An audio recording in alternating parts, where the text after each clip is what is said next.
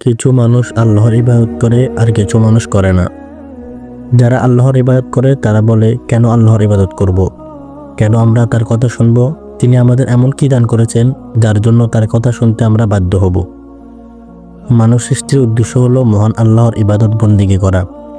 দৈনন্দিন জীবনে মানুষ মহান আল্লাহর আদেশ যেমন নামাজ, রোজা, হজ, যাকাত, সদকা প্রদান করা এবং আল্লাহর নিষেধ যেমন সুদ, ঘুষ, হারাম, জিনা, বেপরদা ইত্যাদি পরিহার করে চলাকে ইবাদত বলে। তেমনিভাবে নবী রাসূলের দেখানো পথ অনুযায়ী একে অপরের সঙ্গে উত্তম আচরণ ব্যবহার করা ইবাদত। মূলত ইবাদতের মাধ্যমে আল্লাহর আনুগত্য ও দাসত্ব প্রকাশ করা হয়। ইবাদতের মধ্যে রয়েছে মানবজাতির কল্যাণ। আল্লাহ তাআলা মানবজাতি সৃষ্টি করে পৃথিবীতে সহজভাবে জীবনযাপনের জন্য অসংখ্য নিয়ামত দান করেছেন। আল্লাহর উপর বিশ্বাস স্থাপন করা আমাদের কর্তব্য। মহান আল্লাহ মানবজাতি সৃষ্টি প্রসঙ্গে কুরআন কারিমে বলেন, আমার ইবাদতের জন্যই আমি মানব ও জিন জাতি সৃষ্টি করেছি। ইবাদত সম্পূর্ণরূপে কুরআন সুন্নাহ নির্ভর বিষয়। আল্লাহ কিভাবে কিংবা কোন পদ্ধতিতে তার ইবাদত পছন্দ করেন তা কেবল কুরআন ও আল্লাহ রাসূল সাল্লাল্লাহু আলাইহি ওয়াসাল্লামের সুন্নাহ ছাড়া অন্য কোনো মাধ্যমে জানা কারো পক্ষে সম্ভব নয়। আমরা পৃথিবীতে যত ইবাদত করি না কেন, ইবাদতের মূল উদ্দেশ্য হলো আল্লাহর সন্তুষ্টি অর্জন করা। এই ইবাদত একনিষ্ঠভাবে আল্লাহর জন্য না হলে আল্লাহ কবুল করবেন না। আল্লাহ তাআলা বলেন, তাদের ছাড়া কোনো নির্দেশ করা হয়নি যে তারা খাঁটি মন একনিষ্ঠভাবে আল্লাহর ইবাদত করবে, নামাজ কায়েম করবে এবং যাকাত দিবে। মানুষ এবং আল্লাহর মধ্যে মূল সংযোগকারী বিষয় হলো ইবাদত বন্দেগী। ইবাদতকারী প্রত্যেক ব্যক্তি আল্লাহর প্রিয়, ইবাদতহীন ব্যক্তি শয়তানের বন্ধু। তবে ইবাদতকারীকে হতে হবে কুরআন ও হাদিসের অনুসারী। তিনি নিজের মর্জি মাফিক কোনো কাজ করবেন না।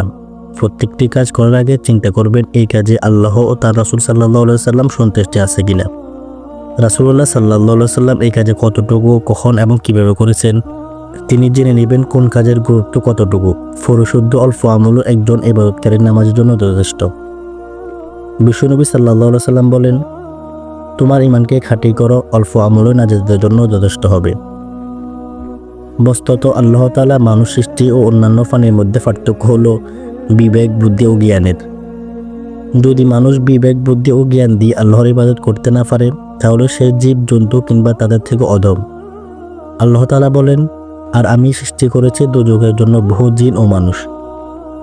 তাদের অন্তর রয়েছে, তার দ্বারা বিবেচনা করে না। তাদের চোখ রয়েছে, তারা তার দ্বারা দেখে না। আর তাদের কান রয়েছে, তার দ্বারা শোনে না। তারা চতুষ্প জন্তুর মতো, বরং তাদের চেয়েও নিকৃষ্টতর। তারাই হলো গাফেল, শৈথিল্য পরায়ণ। ইবাদত বলতে কেবলমাত্র উপাসনা করাকে বোঝায় না, বরং আল্লাহর প্রতিনিধি খলিফা হিসেবে সব কাজ আল্লাহর বিধান মতো সম্পূর্ণ করা ইবাদত। আল্লাহ তাআলা বলেন, অতঃপর নামাজ সমাপ্ত হলে তোমরা পৃথিবীতে ছড়িয়ে পড়ো এবং আল্লাহর অনুগ্রহ তালাশ করো ও আল্লাহকে অধিক স্মরণ করো যাতে তোমরা সফলকাম হও। আল্লাহর আদিষ্ট কাজগুলো পরিপূর্ণভাবে আদায় করে ব্যবসা, বাণিজ্য, চাকরি, অন্যান্য কাজ এবং বৈধপন্থায় সম্পদ উপার্জন করা ও দুনিয়ার সব ভালো কাজ করা ইবাদত।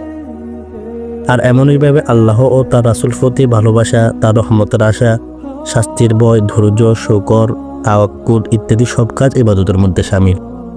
আল্লাহ তাআলা আমাদের সবাইকে বেশি বেশি আল্লাহ তাআলার ইবাদত করার তৌফিক দান করুক।